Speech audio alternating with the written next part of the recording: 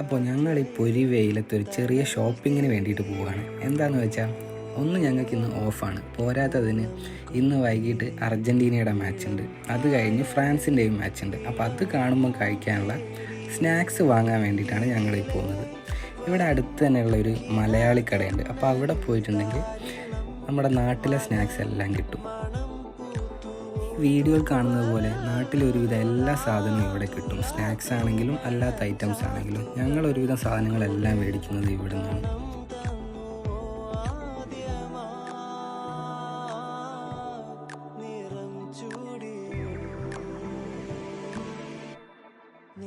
അപ്പോൾ ഞങ്ങളുടെ ഷോപ്പിംഗ് എല്ലാം കഴിഞ്ഞ് തിരിച്ച് വീട്ടിലേക്ക് പോവുകയാണ്.